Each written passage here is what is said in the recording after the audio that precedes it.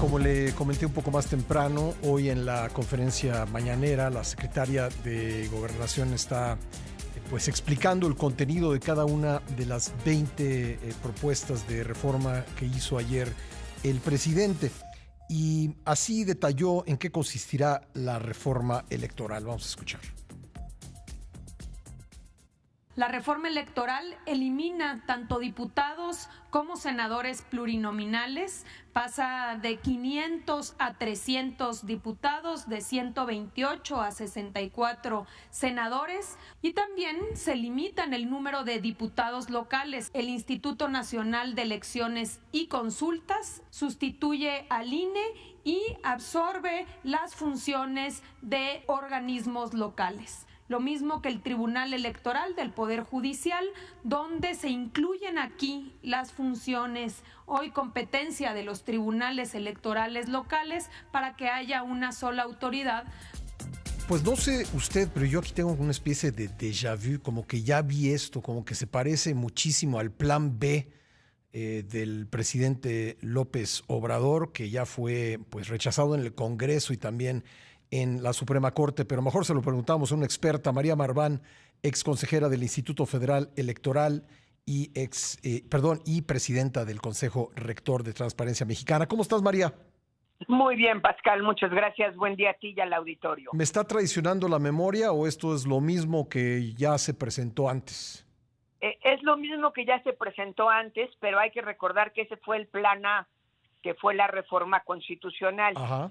El plan B era una serie de cambios legales sin poder tocar la Constitución. Sí, esos son los que rechazó la Corte.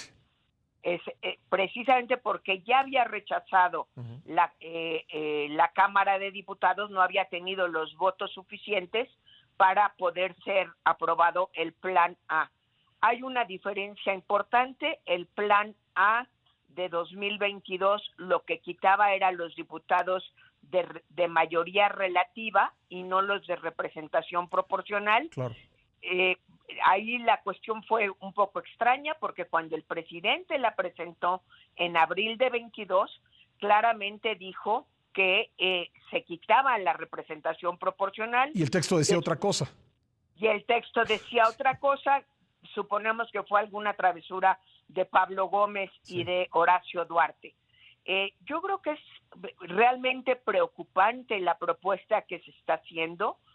Ya hemos hablado mucho en los medios sobre el despropósito que significa la elección por el voto popular de consejeros y magistrados.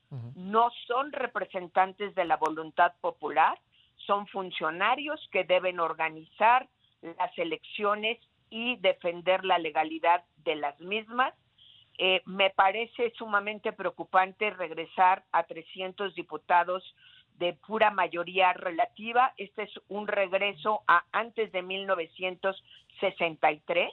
Recordemos que en 63 se metieron los diputados de partido, que era una suerte muy, muy tropicalizada de representación proporcional, donde se abría la Cámara de Diputados para que los partidos minoritarios, en este caso era Acción Nacional, pudieran tener representación en la Cámara. Lo que está buscando esta ley, por donde la vea, es reconstruir un sistema de partido hegemónico que sustente el presidencialismo autoritario que tuvimos en México de 1917 o 1929.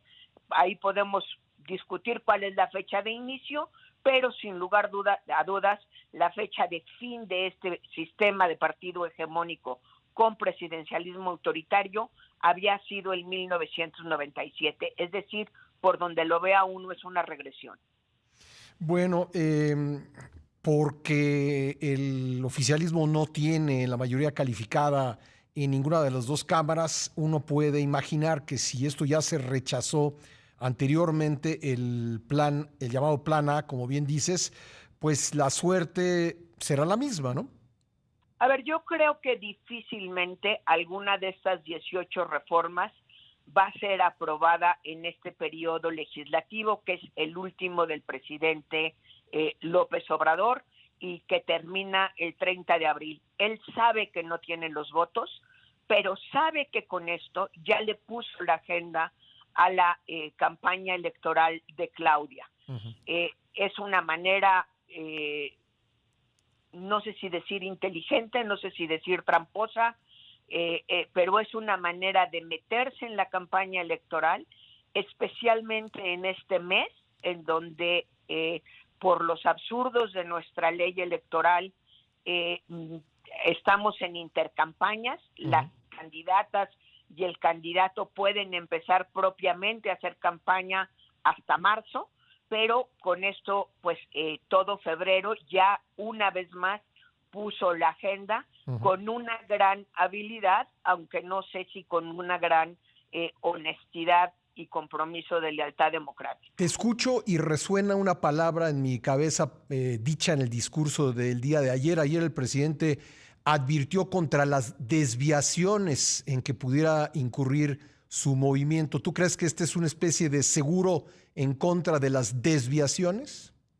A ver, muchas de las reformas que está planteando son para consolidar lo que fue su proyecto de gobierno y para el que no le alcanzó el sexenio, y se resiste a pensar que ya se acabó, y al decir esto claramente lo que está haciendo es darle el mandato a Sheinbaum de qué debe hacer y cómo lo debe hacer. Hay una buena dosis de, llamémosle, revancha en estas iniciativas, aquellas iniciativas que no le alcanzó para reformar la Constitución, que metió reformas legales y que claramente fueron rechazadas o declaradas inconstitucionales por la Suprema Corte de Justicia de la Nación, razón por la cual quiere acabar con la propia Suprema Corte de Justicia de la Nación. Uh-huh.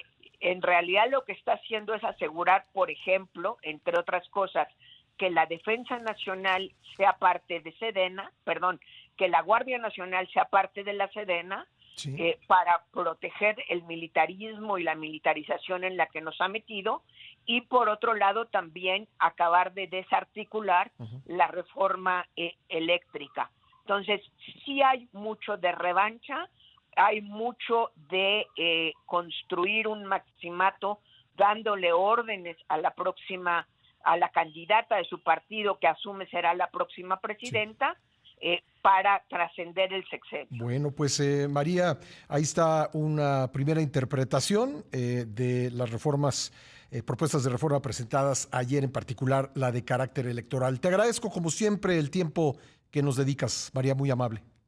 Muchísimas gracias, Pascal. Buenos días al auditorio. Gracias, un abrazo. María Marván, exconsejera del IFE, hoy INE, y presidenta del Consejo Rector de Transparencia Mexicana.